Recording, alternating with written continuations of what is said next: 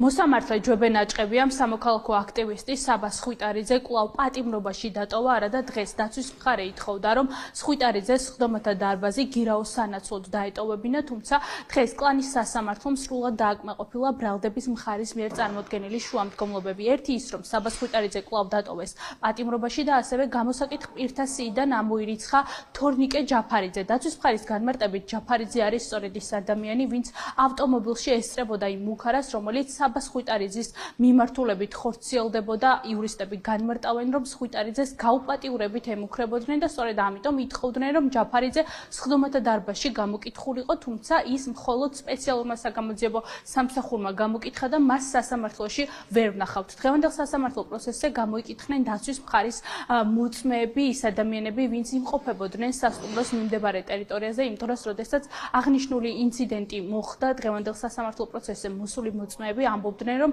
მათ ეს შენიღბული ადამიანები ეგონათ ტიტუშკები, რადგან რამდენჯერმე დაუსვეს ამ დაფარულ ადამიანებს კითხვები იმასთან დაკავშირებით თუ ვინ იყვნენ, თუმცა ვერც ერთ ჯერზე ვერ მიიღეს პასუხი და არავინ იცოდა იქ მყოფი მოქალაქეებიდან, რომ პირბადეებში და შავ კაპიშონებში გამოწყობილი ადამიანები იყვნენ ვახტანგ გომელაურის თანამშრომლები. ვინც იქ იყვნენ მოსულები, იყვნენ ტიტუშკები, რომლებიც გამოირჩეოდნენ ძალიან აგრესიული მოძრაობებით, მათ შორის ვერბალურადაც ძალიან ბილდ სიტყვაობდნენ, ტიბებთან უშუალოდ იყვნენ აი ეს არაიდენტიფიცირებადი ადამიანები და ასევე რაც ჩემთვის მნიშვნელოვანი რაღაცა რაც მახსოვს იყო ის, რომ ალკოჰოლის აი ოხშივარი იდგა აი ამ მასაში, იქიდან მოდიოდა ალკოჰოლის ოხშივარი და მაშინ ვთქვი, რომ ეს ადამიანები არიან არაფხიზელ მდგომარეობაში. არანაირი ამოსაცნობი ნიშანი მათ არ ჰქონდათ, რომელიც მე დამარწმუნებდა, რომ ისინი იყვნენ სამართალდამცავებს. ეს ადამიანები ნამდვილად არც თავისი მოქმედებით, არც თავისი ქცევით, დგომით, ჩაცმულობით ეკეთათ ეს პირბადეები, კაპიშონები ჰქონდათ წარმოდგენილი, ასეთი გადმოხურული და მოძრაობდნენ რაღაცა ისე და გაურკვეველი მდგომარეობაში იყვნენ, არანაირად არ ტოვებდნენ ბატონო მოსამართლე, რომ ეს იყვნენ სამართალდამცავები. ყველა იდენტურად შავებში ჩაცმული მწვანე პირბადეებით. ანუ და თან გასაკვირი იყო ის, რომ არც ვირუსის სეზონი იყო არაფერი და ყველა იყო მწვანე პირბადეში იდენტურად. აი თვალიც არ ჩანდა, აი თავიც არ უჩანდათ, იმიტომ რომ ერთნაირად აი კაპიშონ გადმოხარებული ადამიანები. როგორ შეიძლება რომ 15 კაცი ერთნაირად ჩაცმული მოვიდეს? ხო, ნუ ეხლა წარმოუდგენელი არის და კაპიშონები ქონდა ყველას გადმოხარებული, რომ აი ზედანაწილსაც პირბადის ზევითაცაც ვერ გაარჩევდი, ქალი იყო, კაცი იყო, ნუ აღნაგობით კაცებს გავდენენ. თორნიკე ჯაფარიძე არის ერთ-ერთი პირი, რომელმაც ჩვენი მოსაზრებით და საბას მოსაზრებით მოიტაცა და თავისუფლება აღუკვეთა უკან. ჩვენ ეს მოწმე არ დაგვიკითხავს გამოძიებაში. სპეციალურმა საგამოძიებომ დაკითხა ორგანომ, ამიტომ ჩვენ კითხვების საშუალება არ კითხვების დასმის საშუალება არ ქონია. სასამართლო მაშინ იღებს გავს გადაწყვეტილებას, როცა ჩემი მიერ მიყვანილი მოწმე არის იქ. ანუ ჩემი მიერ გამოკითხული მოწმე, იმიტომ რომ რაც მინდოდა, ესე იგი დაუსვი შეკითხვა. მაგრამ ეს პოლიციელები ჩემი მიერ ხო არ არიან გამოკითხულები, ეს არის სპეციალური საგამოძიებო სამსახურის მიერ. თორნიკე ჯაფარიძე იჯდა იმ ავტომობილში, სადაც საბა სხვიტარიძე ამბობს, რომ სქესობრივი დანაშაულების ჩადენით ემუქრებოდნენ მას.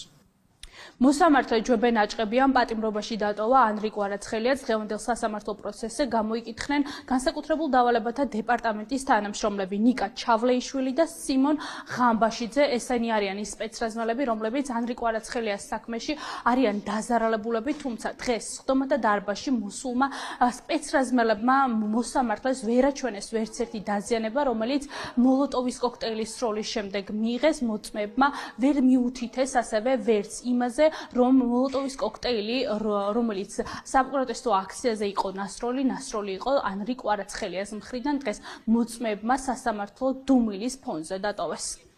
რა სახის დაზიანება მიიღეთ, შეგიძლიათ მითხრათ? თქვენ თქვით, რომ კვამლი ისუნთქეთ დიდი ოდენობის, ასეა? ამან დაგაზიანათ? სამსახურეობრივი უფლებოსნობა შევასრულეთ კანონის ფარგლებში. მაგალითად, რაში გამოიხატებოდა ახალგაზრდები, რომ დაგესისხლიანებინათ, ბატონო სიმონ? ცეცხლი ჩავაქრე, მარიამ, ცეცხლი ჩავაქრე, მარიამ. ეს იყო თქვენი მოვალეობა, ბატონო სიმონ? ცეცხლის ჩაქრობა იყო თქვენი მოვალეობა? როგორ გაჩნდა ეს ცეცხლი? შეგიძლიათ პირდაპირ და გადაჭრით თქვათ ბატონო სიმონ, რომ აი ანრი კვარაცხელიას ნასროლი მოლოტოვის კოქტეილი აალდა და ამით ეს ისუნთქეთ თქვენ? აღნიშნულ საქმეში დაზარალებული სტატუსი გაქვთ და რა სახის დაზიანება მიიღეთ? რატომ მოგანიჭეს ეს სტატუსი? შეგიძლიათ მიპასუხოთ? ანრი კვარაცხელიას ამოცნობა თუ შეგიძლიათ, ანუ დარწმუნებით ასე გადაჭრით, შეგიძლიათ თქვათ, რომ მისი ნასროლი მოლოტოვის კოქტეილი მოგხვდათ?